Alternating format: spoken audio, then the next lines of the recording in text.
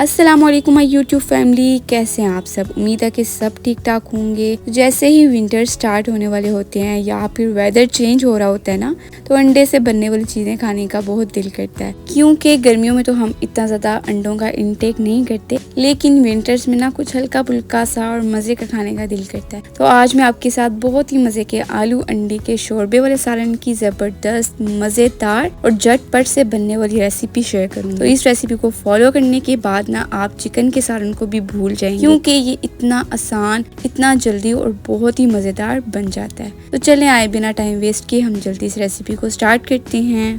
तो सबसे पहले एक कढ़ाई में हम 1.5 कप कुकिंग ऑयल ऐड करेंगे। साथ ही हम आलू ले लेंगे, जिनको मैंने इस तरह दरमियान से कट कर लिया था। अब हमने इन आलूओं को फ्राई करना है मीडियम फ्लेम पर, इतनी देर के लिए कि इनके ऊपर ना लाइट सा गोल्डन सा कलर आ जाए।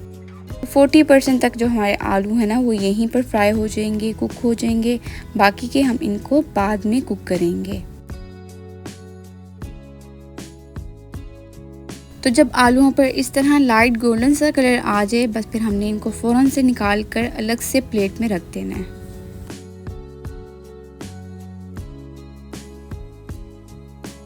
अब दूसरी तरफ हमने अगेन उसी ऑयल में बॉयल अंडे फ्राई करने हैं, जिनको मैंने फोक की मदद से प्रिक कर लिया था। तो अंडों को आपने लाजमी प्रिक करना है, अदरवाइज जब आप इनको ऑयल में डालेंगे ना तो ये फौरन से झटकना स्टार्ट हो जाएंगे।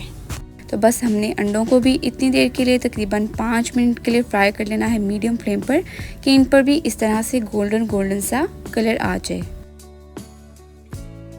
अब हमने इन अंडों को भी निकाल कर अलग से साइड पर रख देना है। अब हमने उसी ऑयल में 2 मीडियम साइज के प्याज की पेस्ट ऐड करनी है। तो प्याज को मैंने ना जूसर ब्लेंडर में थोड़ा सा पानी ऐड करके डाला था और इस तरह फाइन सा पेस्ट रेडी कर लिया था। तो प्याज को हमने बस 2 मिनट के लिए सौटे कर लेना है। साथ ही हमने इसमें ऐड करना है 1 टीस्पून लहसुन पेस्ट। अब प्याज को हमने लहसुन के साथ इतनी देर के लिए फ्राई करना है कि ये इस तरह से गोल्डन ब्राउन सी हो जाए। अब हम इसमें टोमेटो पेस्ट ऐड करेंगे। मैंने 2 मीडियम साइज के ही टमाटर ले लिए थे और जूसर ब्लेंडर में डालकर थोड़ा सा पानी ऐड करके ना जूसर ब्लेंडर में इसका पेस्ट बना लिया था। अब बस मीडियम फ्लेम कर देनी है और हमने इसको 2 मिनट के लिए भून लेना है। अब हम इसमें मसाले ऐड करेंगे। तो 1 टेबलस्पून नमक, 1 टेबलस्पून पीसी लाल मिर्च, हाफ टेबलस्पून हल्दी पाउडर, हाफ टेबलस्पून पीसा गरम मसाला, हाफ टेबलस्पून सफेद साबुत जीरा और हाफ टेबलस्पून सफेद धनिया पाउडर हम ऐड करेंगे। अब हाई फ्लेम पर हमने इसकी अच्छे से भुनाई कर लेनी है कि ये मसाला ऑयल छोड़ दे। तो नमक मिर्च का हिसाब अपने टेस्ट के अकॉर्डिंग कम या ज्यादा भी कर सकते हैं, वो बाद में आप टेस्ट करके ना मजीद अगर ऐड करना हो तो ऐड कर सकते हैं। तो मसाले को हमने अच्छे से भून लिया है और जब इस तरह से मसाला थोड़ा ऑयल छोड़ने लगे, फिर हम इसमें बॉयल जो हमने फ्राई किए हुए अंडे थे और आलू थे ना, वो हमने ऐड करके अच्छे से हमने भुनाई करनी है इसकी 5 मिनट के लिए, ताकि जो मसाले का फ्लेवर है ना वो अंडे और आलूओं के अंदर भी ना अच्छे से आ जाए।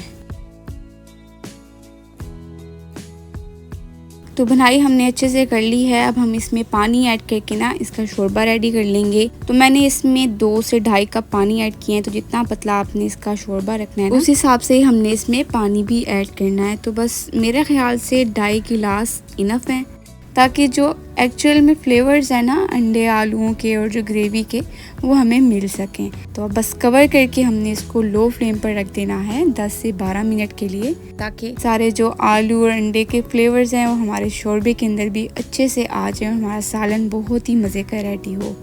तो 10 से 12 मिनट के बाद कवर को हटा लेंगे और अब हम इसमें ऐड करेंगे हाफ टीस्पून पीसी काली मिर्च, हरा धनिया और हरी मिर्च से आप इसको गार्निश करें, अच्छे से मिक्सिंग करें और फिर आप इसको गरम गरम सर्व करें। और यकीन जाने ये इतना मज़े का रेडी हुआ था ना कि आपने जहाँ 1 रोटी खानी है वहाँ आप 2 रोटियाँ खाएंगे। तो बस अगर आपको रेसिपी पसंद आई है, सिंपली आपने वीडियो को लाइक करना है और अगर आप चैनल पर न्यू हैं चैनल को भी लाजमी सब्सक्राइब करें, अपनी फैमिली और फ्रेंड्स में भी शेयर करें। और रेसिपीज़ की नोटिफिकेशन के लिए आपने सब्सक्राइब के बटन के साथ बेल आइकन को भी मस्ट प्रेस करना है, जिससे कि मेरी हर आने वाली रेसिपी सबसे पहले आप तक पहुंचेगी। तो मिलते हैं नेक्स्ट ज़बरदस्त न्यू डिलीशियस और बहुत ही आसान रेसिपी के साथ। मुझे दुआओं में याद रखिएगा। तब तक के लिए अल्लाह हाफिज़।